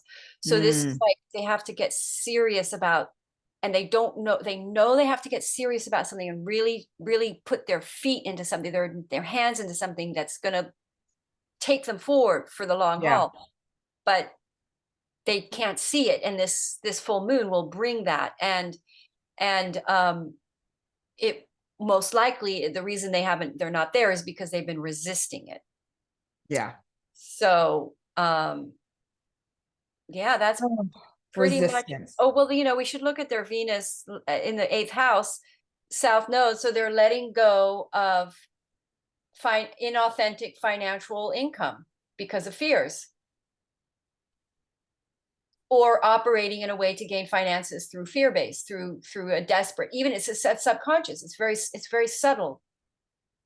I better do this so I have income coming in that way, which is okay. But now in these energies, it's not necessarily because you're thinking that's where you got to go. And really, you're going to get financial abundance is through your fire, following your fire, especially for ruled by Jupiter. Well, when you say that, following your fire, what do you mean by that for Pisces? Yep, very important. So I hear them talking about strategizing. No, because Gemini is a strategizing energy. It's mercurial. Thinking your ideas. Oh, idea. I have an idea. Let's do that. Maybe I could go earn money that way. That's a good idea. George went that way and it worked great. I'll do that way. Or I'm going to work really hard. I'm going to show up. I'm going to do a good job for people. I'm going to have good resume or good referrals. I'm going to do everything right. I'm going to show up. I'm going to make friends with these people and these people because they know a lot about this, and we're going to co-manage very well because I know a lot about this. We can put our work together, la la la, right? Yep. Or I'm going to work really hard. I'm going to keep at it. I'm going to keep working. I'm going to keep doing this, keep doing it, keep doing it. All Capricorn and mutable. No. Fire is illogical. There's no logic to it. You feel it in here and you don't know why, and you it's a fire inside your soul. It's coming from God. It's coming from your higher self, and it tells you, you know what, get up, go look at that store, go look at that musical instrument, just go try it out. But I'll never be a musician. I can't be a musician, but I do want to just, but if you follow your fire, it's going to take you where you're supposed to go. But if you have a fire MC, that's how you're supposed to operate. You're supposed to say, you know what, I feel like going to this coffee shop. I don't even know why. I'm just going to go there. And boom, you meet somebody, and then you met somebody and now you are collaborating with them or whatever. Yeah. So when you follow your fire, the reason you know you're following your fire is because you don't know why you're doing it. It feels guided from a deep place inside you that is being triggered from a source outside of you. And when you follow it, it leads you the right way, because your logical mind cannot comprehend the right way. Our logical minds are too mutable. Every day can be another way, a new idea. But the fire inside you, that fire is your talent, it's your creativity, it's connected to the divine. It's how we're supposed to manifest. It's actually a main manifesting power in our psyche body, because we go from all the chakras are all our manifesting from the in the beginning is the logos, the thought, the idea. Then we visualize it, we see a vision, then we communicate it, we start talking about that, materializes it, then we start emotionally connecting with it, and there's an emotional, shall we say, love of it or desire. And then we get into the lower chakras, which is you feel fired up and motivated and you believe in yourself by the divine. And then the orange chakra below it is, I'm fired up and lost myself in a creative expression that I'm moving from a force that's beyond me. It's like a fire force. So if those are all important powers to manifesting. And then the third chakra, the red chakra, the bottom one is the action. I'm going to do it. That's the Aries. I'm in the 3D. So following your fire is depending, of course, on your chart, but everybody following your fire is going to lead you a way that is divinely. It's Jupiter. It's Jupiter telling you where to go. I love how you described that. That was like such a great visual and like a summary of how people can access that energy. Mm-hmm. And you can also use that without being consciously aware to manifest things you do not desire. Yes. So to be very aware of what thoughts you're thinking, or the energy that you're putting out, if we really took stock of all of the dialogue that we have within our own head, mm-hmm. I think we would be very alarmed by the things that we say to ourselves constantly. Yep. Not even taking into consideration the subconscious mind that's constantly running in the background too. So just maybe this would be a great time to just have an awareness of your thoughts and just allow some of them to go, or to shift those thoughts into ones that are really more aligned with what you're looking to create in your life. Yep. The feelings that you're looking to have through experiences that you would like to in fact, when we follow all those 7 steps of manifestation, which is 7 steps, the Bible, I'm not religious, but the Bible talks about 7 steps towards materialization in the first book, the first Old Testament. And so really we're talking about the chakras. We're talking about sacred thinking, because you want to align all these chakras to the one thing. So you're going to have sacred thought about it, divine thought about it, sacred thought, which is you weren't given this thought or this vision without it being divine. So you want to always be in support of it. You always want to think divine thought around it. And then you always speak divine thought, sacred thinking, which is I only think in alignment with the truth of the divine rather than my mind, which is it doesn't and what I'm thinking follow. In other words, you take all that vision to all the chakras. So sacred thinking is aligning to all those chakras. So the truth, how you really think, your thought stays with how you really think. Your mind stays with the truth. Your mind stays with the clarity that this fire is leading me somewhere. So your mind is supposed to support all the other, and then you materialize much quicker because you're in alignment with all your chakras. It's a little, It's so simple. It's so simple, yet can feel so hard. Mm-hmm. It's what we're here to learn to master, master these powers that we have.